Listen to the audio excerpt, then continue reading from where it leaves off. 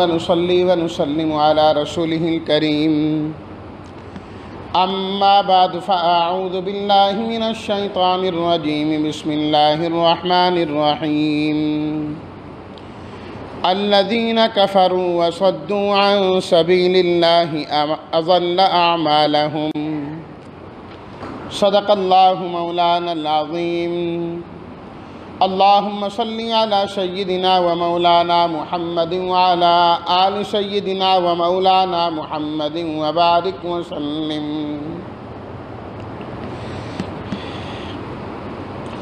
سورہ احقاف تک کی آیات کا مختصر خلاصہ ذکر کر دیا گیا ہے۔ اس کے بعد جو سورت شروع ہوتی ہے اس کا ایک نام تو ہے سورہ محمد۔ آپ علیہ الصلاۃ والتسلیمات کا نام نامی آیا محمد صلی اللہ علیہ وسلم، اس لیے سورت کو سورہ محمد کہا جاتا ہے۔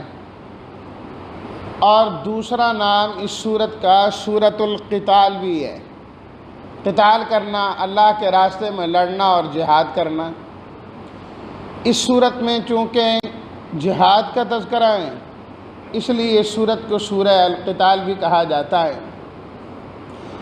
پچھلی 7 سورتوں میں اللہ تعالیٰ نے عقیدہ توحید کو بڑا واضح فرمایا اور ان کے مختلف اعتراضوں کے جوابات دیے۔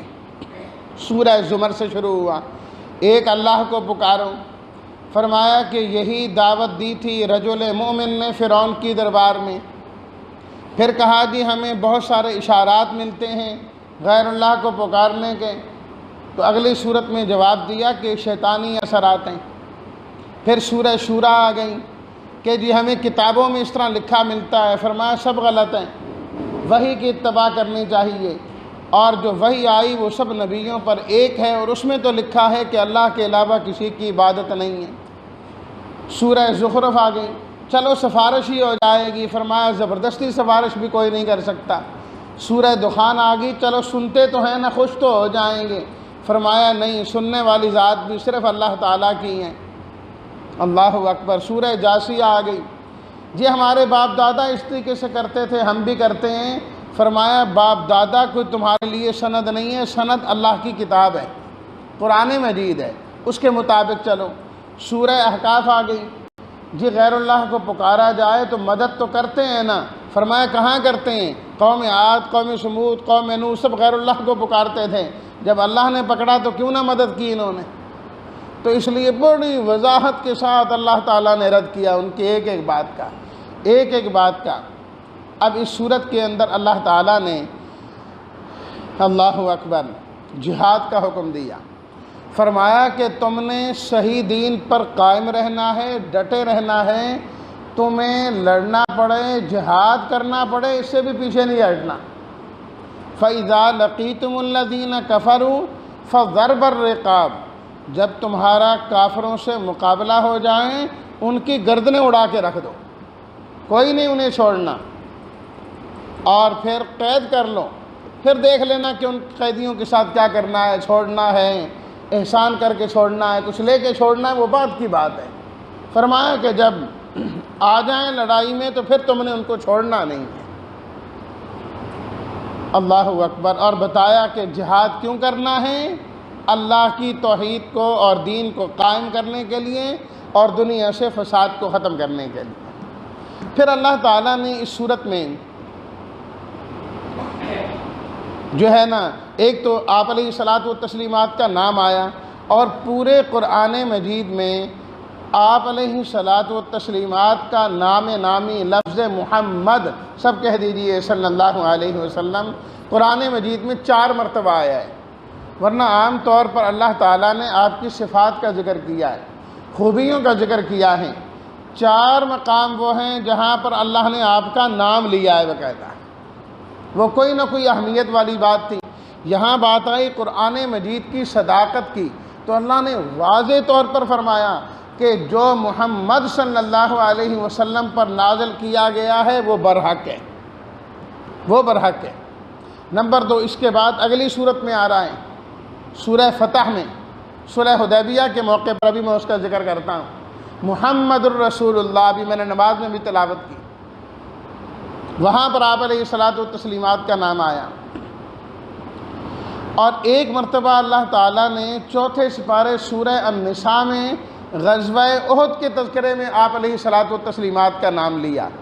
جب آپ علیہ الصلاۃ والتسلیمات کے متعلق یہ خبر مشہور کر دی گئی کہ آپ کو شہید کر دیا گیا ہے، حضرت مصعب بن عمیر رضی اللہ تعالیٰ عنہ جو آپ علیہ الصلاۃ والتسلیمات کے ہم شکل تھے، بہت ساری ان کی مشابہت تھی آپ علیہ الصلاۃ والتسلیمات کے ساتھ، وہ شہید ہوئے تو انہوں نے مشہور کر دیا کہ آپ علیہ الصلاۃ والتسلیمات شہید ہو گئے۔ تو اللہ تعالیٰ نے قرآن مجید کی آیت نازل کی، وما محمد الا رسول، کہ محمد صلی اللہ علیہ وسلم تو اللہ کے رسول ہیں، قد خلت من قبلہ الرسل، آپ سے پہلے بھی پیغمبر گزرے، افإن مات، اگر آپ فوت ہو جائیں، او قتلا، یا شہید کر دیے جائیں، کیا تم اپنے قدموں میں واپس چلے جاؤ گے؟ یہ کیا دین ہوا کہ جب تک اللہ کے نبی ہیں تو پھر دین ہے، نہیں تو نہیں، یہ کوئی نہیں۔ یہ اس وقت اللہ نے نازل کی، اور جب آپ علیہ الصلاۃ والتسلیمات کا انتقال ہوا تو حضرت ابوبکر صدیق رضی اللہ تعالیٰ عنہ نے قرآن مجید کی آیت اس وقت بھی یہی تلاوت کی تھی، اور جب یہ تلاوت کی تو جو فوراً ایک عجیب سی کیفیت ہو گئی تھی، کوئی کیا کہہ رہا ہے، کوئی کیا کہہ رہا ہے، قرآن مجید کی آیت سنتے ہی سارے خاموش ہو گئے کہ ہیں یہ مسئلہ تو اللہ نے پہلے ہی واضح کیا ہوا ہے۔ اور حضرت عمر رضی اللہ تعالیٰ عنہ فرماتے ہیں آیت تو میں نے پہلے بھی سنی تھی، لیکن اس دن تو مجھے ایسے لگا کہ یہ آیت آج ہی نازل ہو رہی ہے، کیونکہ حالات کی بالکل موافق ہو گئی نا۔ تو جو تلوار لے کے کھڑے تھے کہ جو کہے گا کہ آپ علیہ الصلاۃ والتسلیمات فوت ہو گئے، میں نے تو گردن اتار دینی ہے۔ جب صدیق اکبر رضی اللہ تعالیٰ عنہ نے قرآن مجید کی آیت پڑھی، حضرت عمر رضی اللہ تعالیٰ عنہ خاموش ہو کے بیٹھ گئے۔ تیسری مرتبہ وہاں اللہ نے ذکر کیا، اور چوتھی مرتبہ جب بات آئی نبی کریم صلی اللہ علیہ وسلم کی ختم نبوت کی تو اللہ نے وہاں آپ کا نام ذکر کیا، ما کان محمد ابا احد من رجالکم ولکن رسول اللہ و خاتم النبیین۔ آپ کی ختم نبوت کا چونکہ اعلان کرنا تھا، اللہ نے وہاں پر بھی آپ علیہ الصلاۃ والتسلیمات کا نام نامی ذکر فرمایا۔ یہ چار مقام ہے، ورنہ اس کے علاوہ مختلف صفات اللہ تعالیٰ نے آپ علیہ الصلاۃ والتسلیمات کی ذکر کی۔ پھر اس صورت میں اللہ تعالیٰ نے مومن اور کافر کا آپس میں تقابل بیان کیا ہے زیادہ۔ فرمایا مومن اور کافر دونوں ایک جیسے کبھی نہیں ہو سکتے، دونوں کے عقیدے مختلف، دونوں کا طرز زندگی مختلف، دونوں کا کردار مختلف، دونوں کے کام مختلف، یہ دونوں ایک نہیں ہو سکتے۔ جب یہ ایک نہیں ہو سکتے تو دنیا میں یا ایمان رہے گا یا کفر رہے گا، ایک کو بقا ہوگی اور ایک کو ختم کرنا ہوگا۔ تو ایمان ہے، ایمان والوں کو چاہیے کہ کفر اور کفریہ طاقتوں کو مٹانے کے لیے جہاد کرنے کی ضرورت ہے، پھر کھڑے ہونے کی ضرورت ہے۔ پہلی آیت سے اللہ نے شروع کیا، الذین کفروا وصدوا عن سبیل اللہ، وہ لوگ جو کافر ہیں خود بھی اللہ کے رستے سے رکتے ہیں، اوروں کو بھی روکتے ہیں۔ فرمایا اضل اعمالہم، ان کے سارے عمل بیکار۔ اور جو ایمان والے ہیں، اچھے عمل والے ہیں، اس پر ایمان لاتے ہیں جو محمد صلی اللہ علیہ وسلم پر نازل کیا گیا ہے اور وہ حق ہے، اللہ ایسوں کی سیئات کو معاف کر کے ان کے کام خود سنوارتے ہیں۔ پھر فرمایا کہ جو کافر ہیں وہ باطل پرست ہیں اور ایمان والے حق کے پیروکار رہتے ہیں۔ یا ایھا الذین آمنوا ان تنصروا اللہ، اے ایمان والو اگر تم اللہ کے مددگار بن جاؤ۔ کیا اللہ کو مدد کی ضرورت ہے؟ نہیں، اللہ کے دین کے مددگار بن جاؤ، اللہ کے رسول کے مددگار بن جاؤ، اللہ کے قرآن کے مددگار بن جاؤ۔ دین کے ساتھ تم نے کھڑا ہونا ہے، ینصرکم، اللہ تمہاری مدد کریں گے، وَيُثَبِّتْ أَقْدَامَكُمْ، اور اللہ تمہارے قدموں کو جما دیں گے، قدموں کو جما دیں گے۔ پھر فرمایا کہ یہ جو کافر ہیں یہ قرآن کو ناپسند کرتے ہیں، کَرِہُوا مَا أَنزَلَ اللَّهُ، اور ایمان والے تو قرآن مجید پر ایمان لا کر قرآن کو اپنے سینوں سے لگاتے ہیں۔ فرمایا یہ دونوں کس طرح ایک ہو سکتے؟ ان کا کام قرآن کی بے حرمتی کرنا اور ان کا کام قرآن کی عزت کرنا۔ ان کا کام قرآنی عقائد کی تردید، قرآن کا استہزاء، قرآن والے نبی کا مذاق اڑانا ہے، اور ان کا کام کیا ہے؟ قرآن والے نبی سے محبت کرنی ہے، ان کے نقش قدم پر چلنا ہے۔ یہ مومن کافر ایک نہیں ہو سکتے۔ ان اللہ یدخل الذین آمنوا ذالک بان اللہ مولی الذین آمنوا، جو ایمان والے ہیں ان کا آقا تو اللہ ہے، اور جو کافر ہیں ان کا کوئی آقا نہیں۔ غزوہ احد کی بات آئی نا ابھی، غزوہ احد کے اندر جب مسلمانوں پر تھوڑی سی پریشانی آئی اور شہرت بھی ہو گئی کہ آپ علیہ الصلوۃ والسلام کو شہید کر دیا گیا، اب کافر نعرے لگانے لگے، کیا فلانا زندہ ہے، کیا فلانا زندہ ہے، کیا فلانا زندہ ہے؟ آپ نے فرمایا خاموش، جواب دینے کی ضرورت نہیں، مصلحتیں الگ ہوتی ہیں۔ اس کے بعد کافروں نے نعرہ مارا، اعلو حبل اعلو حبل لنا عزا ولا عزا لکم۔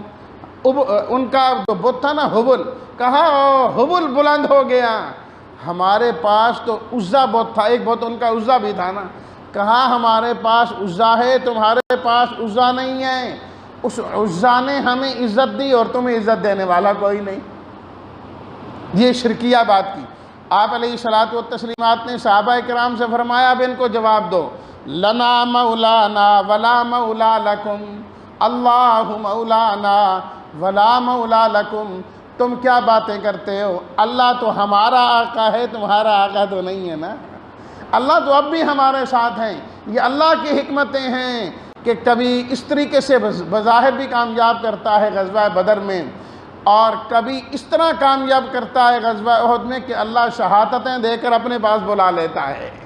فرمایا یہ تو آقا کی مرضی ہے، جس حال میں رکھے اسی حال میں خوش ہونا ہے۔ پھر فرمایا ایمان والوں کو اللہ جنت میں داخل کریں گے، اور جو کافر ہیں یتمتعون، یہ تو دنیا کے چند دن کا فائدہ حاصل کرتے ہیں، وَيَأْكُلُونَ كَمَا تَأْكُلُ الْأَنْعَامُ، اس طرح کھاتے ہیں جس طرح جانور کھاتے ہیں۔ فرمایا جانوروں کے کھانے میں اور کافروں کے کھانے میں کوئی فرق نہیں ہے۔ جانور کسی مقصد کے لیے نہیں کھاتا کہ وہ کھا رہا ہو اور اس کے کھانے کا کوئی مقصد ہے، وہ کہے میں کھانا کھا لوں، میں نے فلاں کام کرنا ہے، فلانا مقصد ہے، نہیں، بے مقصدہ کھا رہا ہے، بے مقصدہ کھا رہا ہے، پوری زندگی اس کو باندھ کے کھلاتے جاؤ، وہ کھاتا رہے گا، تھوڑا دو اتنا کھا لیں گے، زیادہ دو اتنا، مقصد کوئی نہیں ہے اس کا، جدھر جس نے لگا دیا چل پڑا۔ فرمایا کافر بھی بے مقصد ہے۔ نمبر 2، جو جانور ہے نا، جانور وہ کھاتا ہے، حلال حرام کی تمیز نہیں کرتا، جو چارہ ڈال دو کھا لیتا ہے، اور اسے چھوڑ دو، جس کی فصل کھڑی ہے اسی میں منہ ڈال دے گا، کھانا شروع کر دے گا۔ اس کو لاکھ کہو بھائی یہ چارہ تمہارے مالک کا نہیں ہے، یہ تو فلاں کا ہے، یہ تو اس کا ہے، وہ اس کو کیا پرواہ، وہ تو جا رہا ہے، ڈنڈے مار مار مار کے اس کو جدھر لے جاؤ ادھر ہی ہے۔ فرمایا کافر میں بھی یہی ہے، نہ حلال کی تمیز ہے نہ حرام کی تمیز ہے، جو مل جائے جا رہا ہے، شراب مل جائے جا رہی ہے، سود مل جائے جا رہا ہے، خنزیر مل رہا ہے جا رہا ہے، حلال مل رہا ہے جا رہا ہے، حرام مل رہا ہے بس جا رہا ہے جا رہا ہے جا رہا ہے۔ فرمایا ان دونوں میں کیا فرق ہے؟ دونوں ایک جیسے۔ ایمان والا فرق کرتا ہے، یہ کھانا ہے اور یہ نہیں کھانا، یہ جو حلال ہے آیا میرے لیے بھی حلال ہے کہ حلال نہیں ہے، میں نے بھی کھانا ہے کہ نہیں کھانا، فرق ہے۔ اور اسی طرح جو جانور ہے وہ کھاتا ہے، اس کھانے کے ادب آداب کوئی نہیں ہے، وہیں کھا رہا ہے، کھڑے ہو کے کھا رہا ہے، بیٹھ کے کھا رہا ہے، جدھر آ رہا ہے جیسے آ رہا ہے کھا رہا ہے، وہ چلتا پھرتا کھاتا رہے گا، بیل کو چھوڑ دو کھاتا جائے گا جائے گا جائے گا جائے گا، کوئی نہیں ہے۔ فرمایا کافروں کا بھی یہی کام ہے، اللہ کی نعمت کھانے جیسی وہ کھائیں گے لیکن ادب آداب کوئی نہیں ہے، بے ادبے کھائیں گے، بے ادبے کھائیں گے۔ اور ایمان والا جب کھانا کھاتا ہے ادب کے ساتھ کھاتا ہے، حلال کما کے لاتا ہے، پھر بسم اللہ پڑھ کے کھاتا ہے، ہاتھ دھو کے کھاتا ہے، بیٹھ کے کھاتا ہے، جانوروں کی طرح چلتے پھرتے نہیں کھاتا۔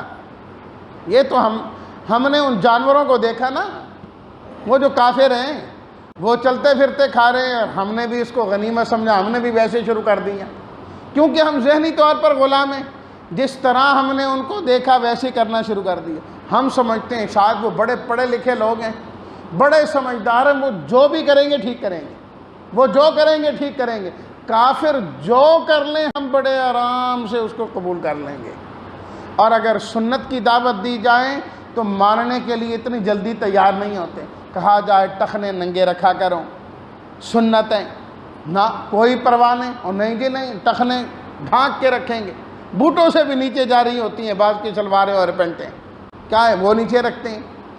اور اگر انہوں نے سیر کے لیے کچھے پہنے اور گھٹنے بھی ننگے کیے، ہمارا مسلمان بھی صبح صبح کچھے پہن کے ننگا ہو کے جا رہا ہوتا ہے، تہذیب یافتہ پڑھا لکھا آدمی ہے جی، پڑھا لکھا آدمی ہے یہ پوری پینٹ میں پورے کپڑوں میں نہیں جاتا، شلوار پہن کے نہیں، ٹراؤزر پہن کے کچھا چچا پہن کے سیر کرنے جاتا ہے، کیونکہ ان کو دیکھا ہے۔ وہ میں قسم کھا کے کہتا ہوں آج وہ پوری شلوار پہنیں، ٹخنے ڈھانپ کے کریں، ہم بھی بالکل اسی طریقے سے سیر شروع کر دیں گے، کیونکہ وہ پڑھے لکھے لوگ ہیں جنہیں اللہ نے قرآن میں جانور کہا، خنزیر سے بدتر کہا، ہم ان کی پیروی کرنے کو تیار اور اپنے نبی کے نقش قدم پر چلنے کو تیار نہیں ہیں، اپنے نبی کی حرمت کے لیے مر مٹنے کو تیار ہیں، غلامی رسول میں موت بھی قبول ہے کہنے کو تیار ہیں، لیکن نبی کی سنت پر عمل کرنے کو تیار نہیں ہیں۔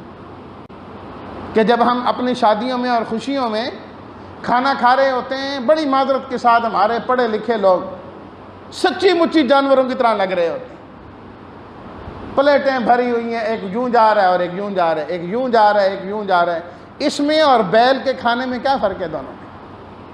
یہ اللہ نے کافروں کا طریقہ بیان کیا، والذین کفروا یتمتعون ویأکلون کما تأکل الانعام، فرمایا کافر تو اس طرح کھاتے ہیں جس طرح جانور کھاتے ہیں، ایمان والا جانوروں کی طرح نہیں کھاتا۔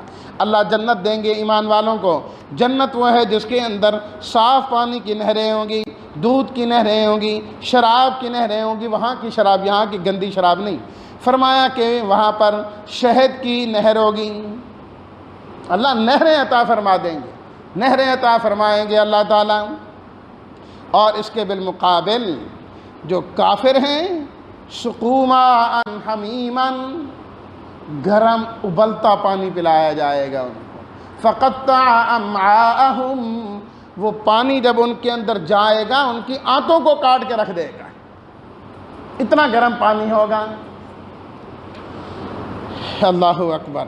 پھر جہاد کے بارے میں اللہ تعالیٰ نے منافقین کا طرز عمل بیان کیا کہ یہ لوگ پہلے بڑے نعرے مارتے تھے کہ جہاد ہونا چاہیے، ان کافروں کی خبر لینی چاہیے جو ہمیں تنگ کرتے ہیں، فرمایا اب ہم نے جب جہاد کا حکم نازل کر دیا نا، اب دیکھنے والی حالت ہے ان کی، دیکھنے والی حالت ہے ان کی، ینظرون الیک نظر المغشی علیہ من الموت، فرمایا ان کو دیکھو یوں لگتا ہے جس طرح موت کی غشی طاری ہو گئی ہے ان پہ، کہ ہیں جہاد لڑنے کے لیے جانا ہو، موت نظر آتی ہے اب ان کو۔ فرمایا ایمان والا تو کبھی موت سے ڈرتا ہی نہیں، اسے پتہ ہے کہ جو رات قبر کی ہے وہ دنیا میں نہیں، اور جو اللہ نے زندگی لکھی ہے ساری دنیا مل کے موت دینا چاہے موت نہیں دے سکتی۔ افلا یتدبرون القرآن ام علی قلوب اقفالها، فرمایا لوگ ہمارے قرآن میں غور و فکر کیوں نہیں کرتے، کیوں نہیں سمجھتے ہمارے قرآن کو، ذرا غور کرو نا ہمارے ان احکامات میں، یہ تو صرف میں چند اشارے کر رہا ہوں۔ فرمایا ذرا ڈوب کے پڑھو قرآن کو، تمہیں سمجھ آئے کہ زندگی کیا ہوتی ہے، ایمان کیا ہوتا ہے، مومن والا ہوتا کیا ہے۔ فرمایا ہم نے اپنے نبی پہ جو قرآن نازل کیا ہے ذرا پڑھ کے تو دیکھو، تمہیں یہ قرآن تمہارے نبی کی شان بتائے گا، مقام بتائے گا۔ ام علی قلوب اقفالها، دلوں پر تالے لگے ہوئے ہیں ان کے، آتے ہی نہیں، ادھر سے سنا ادھر سے نکال دیا، ادھر سے سنا ادھر سے نکال دیا۔ اب وہ بات بھی پرانی ہو گئی کہ کسی زمانے میں سنتے تو تھے، اب تو قرآن کا سننا ہی ختم ہو گیا، قرآن مجید کا خود پڑھنا شوق یہ وہ کہاں رہا ہے آج۔ 2 منٹ نماز اوپر بڑی لمبی نماز مول سے پڑھا دی تھی، آج تک خیر تو ہے، تھک گئے ہیں جی ایسی، قرآن کا شوق ہی نہیں ہے، قرآن کا مزاج ہی نہیں ہے کہ قرآن، اللہ تعالیٰ نے کہا نا کہ ایمان والے تو یہ ہیں قرآن پڑھا جائے ایمان بڑھتا جاتا ہے ان کا، ایمان بڑھتا جاتا ہے، جس طرح وہ سمندر کی لہریں آتی ہیں نا، فرمایا ایمان والا جب قرآن کے سامنے بیٹھتا ہے ایمان یوں مچلتا ہے، اس کا بہار آ جاتی ہے ایمان میں۔ اور ہمارے ایمان میں کیا ہے؟ لکھا ہے نا اللہ والوں نے کہ قرآن مجید کے الفاظ پڑھیں تو عقیدت بڑھتی ہے، معنی سیکھیں تو عقیدہ بنتا ہے۔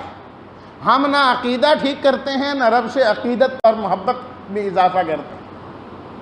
اس لیے فرمایا تدبر کرو، غور و فکر کرو، غور و فکر کرو قرآن میں۔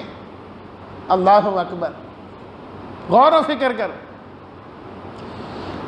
دلوں پر تالے نہیں ہونے چاہیے، جن کے دلوں پر تالے لگ جاتے ہیں فرمایا اولئک الذین لعنہم اللہ فاصمہم واعمی ابصارہم، رب کی لعنتیں آتی ہیں، گنگے اور بہرے اور اندھے کر دیتا ہے اللہ ان کو۔ یا ایھا الذین آمنوا اطیعوا اللہ واطیعوا الرسول، ایمان والو اللہ اور اس کے رسول کی اطاعت کرو، اپنے عملوں کو ضائع نہ کیا کرو۔ یہ دنیا کی زندگی کھیل تماشا ہے، ایمان لاؤ، تقوی اختیار کرو، اللہ تمہیں اس کا اجر عطا فرمائیں گے۔ جہاد اللہ کے راستے میں خرچ کے بغیر نہیں ہوتا، خرچ کے بغیر نہیں ہوتا، خرچ بھی کرنا پڑتا ہے اللہ کے راستے میں۔ اس لیے فرمایا ہا انتم ہؤلاء تدعون لتنفقوا فی سبیل اللہ، لوگوں تمہیں بلایا جاتا ہے اس لیے تاکہ تم اللہ کے راستے میں خرچ کرو اللہ کے راستے میں۔ فرمایا ہمیں پتہ ہے تم میں سے بعض لوگ ہیں ایسے جو بڑے بخیل ہیں، یاد رکھو بخل کا فائدہ نہیں ہوگا، بخل کا نقصان خود اسی کو خود ہوگا۔ بظاہر تو سمجھ رہا ہے میں نے خرچ نہیں کیے، پیسے بچا لیے، فرمایا کوئی نہیں بچائے، یہ جو بچا کے رکھا ہے یہ وبال ہے تمہارے لیے۔ جو تم نے زکوٰۃ نہیں دی یہ مال تمہاری جیب میں تمہارے لیے وبال ہے، یہ باقی مال کو بھی لے ڈوبے گا۔ جو حق بنتا ہے غریبوں کا اسے نکالو۔ فرمایا ہم تمہیں دعوت دے رہے ہیں، بلا رہے ہیں کہ نکال دو یہ مال، بخل نہیں کرنا۔ اور یہ بھی نہ سمجھنا کہ اللہ کو تمہارے مالوں کی ضرورت ہے، اللہ تم سے مانگ رہا ہے۔ فرمایا واللہ الغنی وانتم الفقراء، تم تو فقیر ہو، غریب ہو، اللہ غنی ہے۔ اللہ نے تمہیں دے کر کہا کہ تم اس میں سے خرچ کر دو، تمہارا کیا احسان ہے، جس نے دیا ہے اس کا احسان ہے۔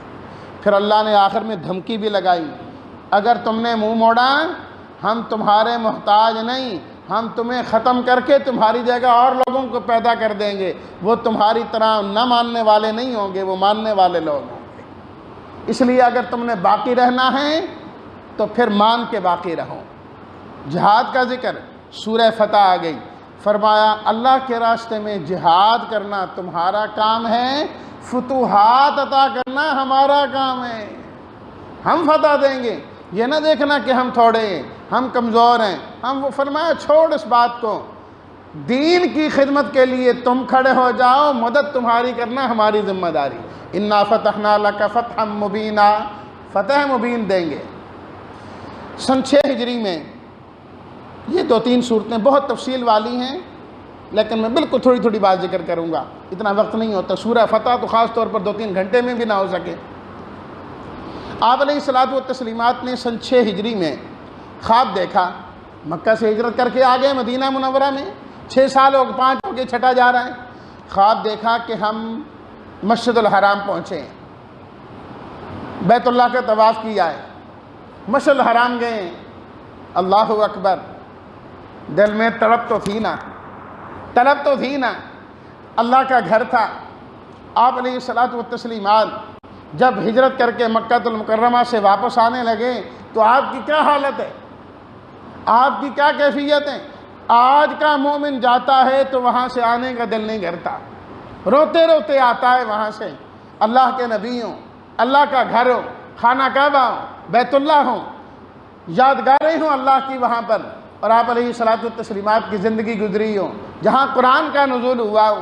جب آپ علیہ الصلاۃ والتسلیمات ہجرت کر کے آنے لگے تو وہ راستہ، آخری مرتبہ جب آپ نے دیکھا وہ راستہ جو سیدھا بیت اللہ کی طرف جاتا تھا، آپ اس راستے کو دیکھتے تھے اور آنکھوں سے آنسو جاری تھے، رو رہے تھے، بیت اللہ کی طرف آپ نظر اٹھا کے دیکھ رہے تھے اور فرما رہے تھے بیت اللہ اس روئے زمین پر تو مجھے سب سے پیارا لگتا ہے، سب سے زیادہ محبوب تو مجھے لگتا ہے، دل نہیں کرتا تجھے چھوڑنے کا، پر کیا کروں یہاں کے رہنے والے مجھے یہاں رہنے نہیں دیتے، مجبور ہو کے جا رہا ہوں، دل نہیں کر رہا۔ 6 سال بعد 6 سال خواب دیکھ کر خوش ہو گئے، اور نبی کا خواب وہی ہوتا ہے۔ صبح اٹھے اپنا خواب بیان کیا آپ علیہ الصلوۃ والتسلیمات نے کہ میں نے آج یہ خواب دیکھا، صحابہ کرام خوشی سے مچلنے لگے، موقع آ گیا جانے کا، پھر جاتے ہیں، تیاری شروع ہو گئی۔ 14 سے 1500 صحابہ کرام تیار ہو گئے آپ کے ساتھ، دل میں محبت تھی نا۔ لیکن 2 سال کرونا کی وجہ سے جب وہاں پابندی رہی تو کیا عالم ہوا کہ اسی رمضان میں کل ہی میں پڑھ رہا تھا، تقریباً 60 لاکھ آدمی نے ان 20 دنوں میں عمرہ کیا ہے وہاں پہ، اور 1,40,00,000 آدمی مسجد نبوی میں آئے ہیں ان 20 دنوں میں۔ یہ کل کی رپورٹ میں نے پڑھی ہے۔ تو محبت ہے، صحابہ کرام کو کتنی محبت ہوگی، تیار ہو گئے فوراً۔ 1500 صحابہ، تقریباً 1400 سے 1500 صحابہ کرام، اور آپ علیہ الصلوۃ والتسلیمات گئے، احرام باندھا، بڑی خوشی ہے۔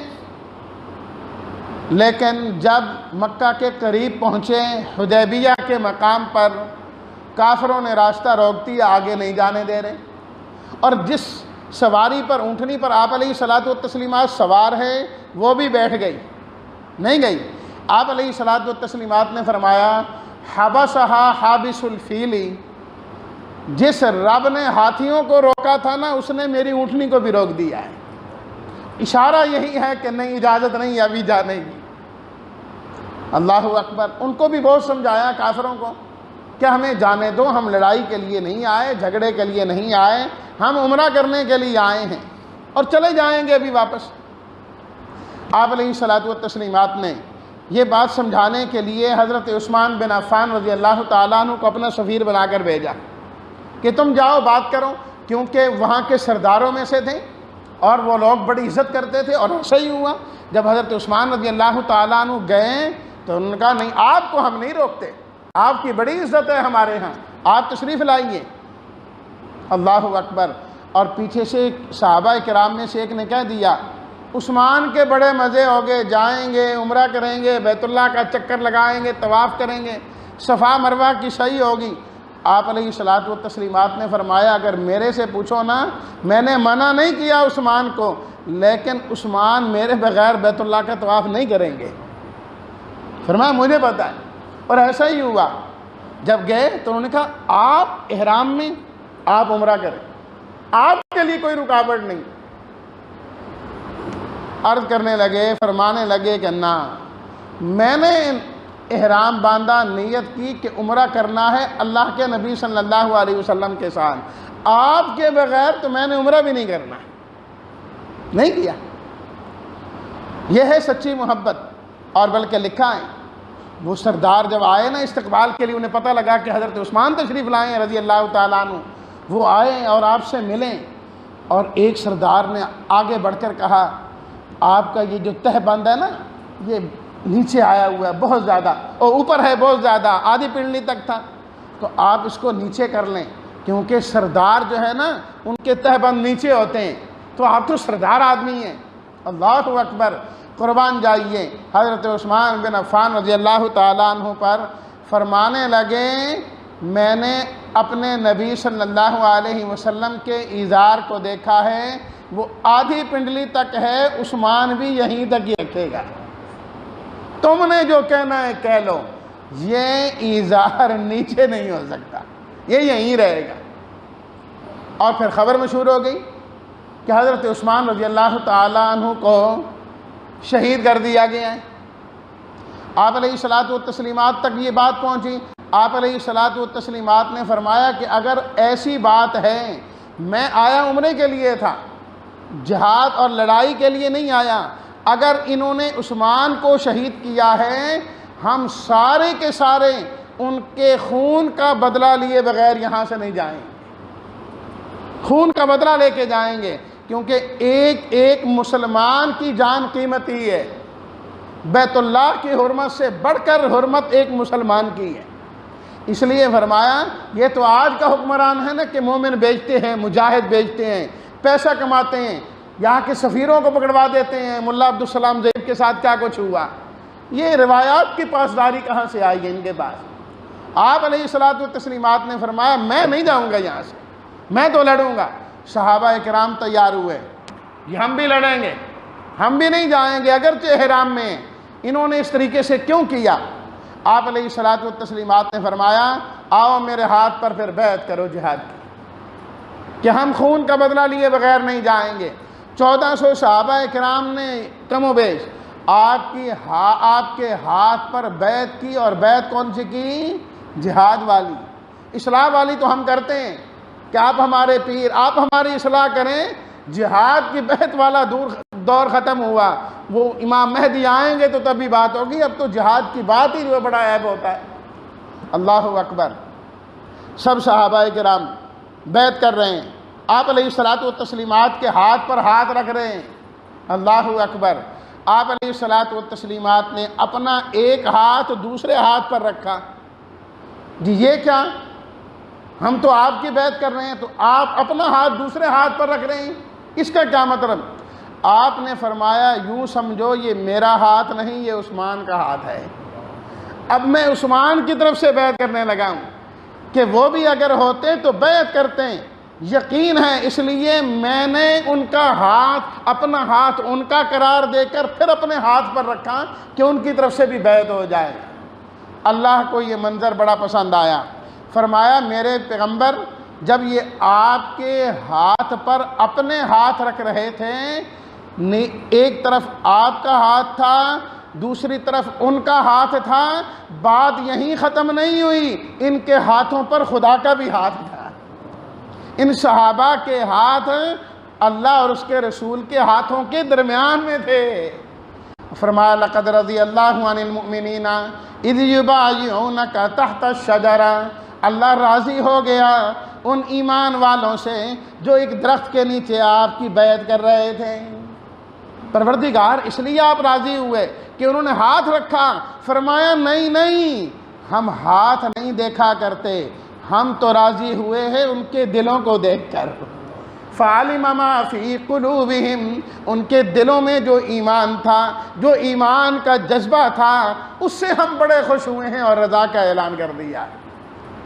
فرمایا یہ صحابہ کرام وَأَلْزَمَهُمْ كَلِمَةَ التَّقْوَى وَكَانُوا أَحَقَّ بِهَا وَأَهْلَهَا، اللہ نے کلمہ تقوی لازم کر دیا ہے، چمٹا دیا ہے ان کے دلوں کے ساتھ۔ اللہ لا الہ الا اللہ ان کے ساتھ چمٹا دے تو کون اس کو دور کر سکتا ہے، کون ہٹا سکتا ہے؟ یا اللہ کیوں لازم کیا؟ فرمایا وَكَانُوا أَحَقَّ بِهَا وَأَهْلَهَا، روئے زمین پر اس کلمے کو سنبھالنے والے ان سے زیادہ مستحق ہی کوئی نہیں تھے، سب سے بڑے مستحق یہ تھے۔ تعریفیں بیان کی اللہ نے، بعد میں معلوم ہوا کہ نہیں، یہ تو خبر جھوٹی نکلی۔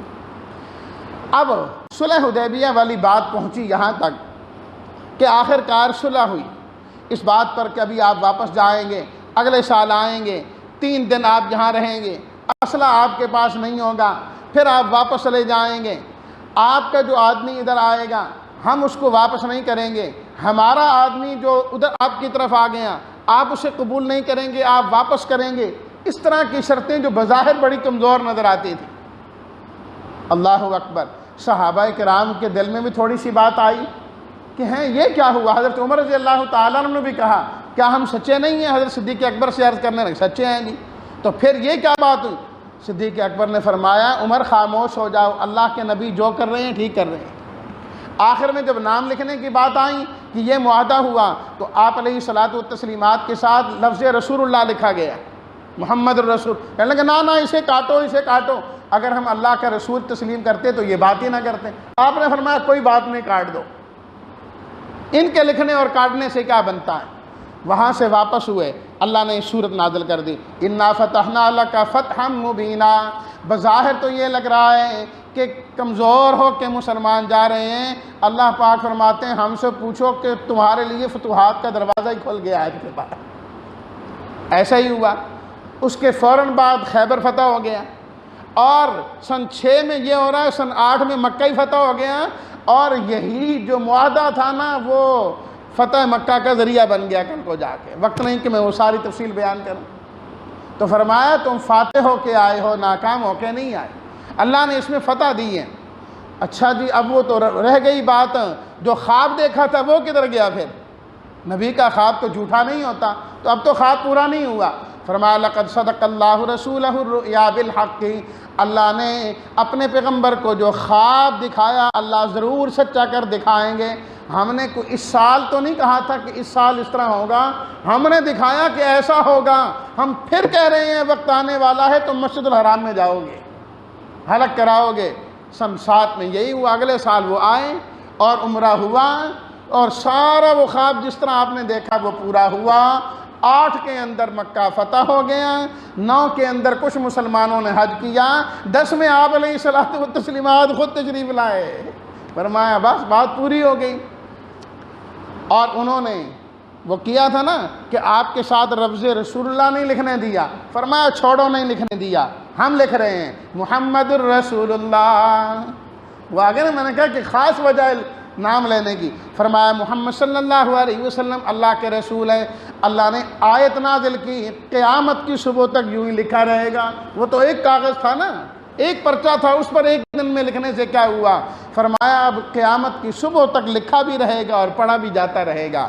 اور جو آپ پر ایمان لانے والے کافروں کے ساتھ سخت ہیں، ایمان والوں کے ساتھ نرم ہیں، جب دیکھو رکوع سجدے میں نظر آتے ہیں۔ فرمایا کہ ہم نے ان کی تورات میں بھی مثالیں بیان کی اور انجیل میں بھی مثالیں بیان کی۔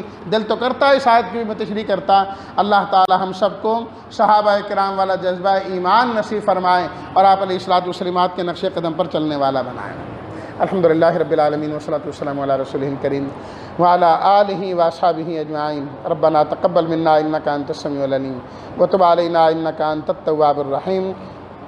رب اغفر وارحم وتجاوز عما تعلم انک انت الاعز الاکرم۔ یا اللہ ہم سب کو آپ علیہ الصلوۃ والسلامات کی سچی محبت نصیب فرما، صحابہ کرام والا جذبہ ایمان نصیب فرما، ان کے نقش قدم پر چلنے والا بنا۔ اے اللہ ہم سب کے سینوں کو ایمان والوں کے کھوڑ سے محفوظ اور پاک فرما، اور یا اللہ تمام ایمان والوں کی مغفرت فرما اور سب کو جنت میں داخل فرما۔ وصلی اللہ تعالی علی خیر خلقہ محمد وآلہ واصحابہ اجمعین برحمتک یا ارحم الراحمین۔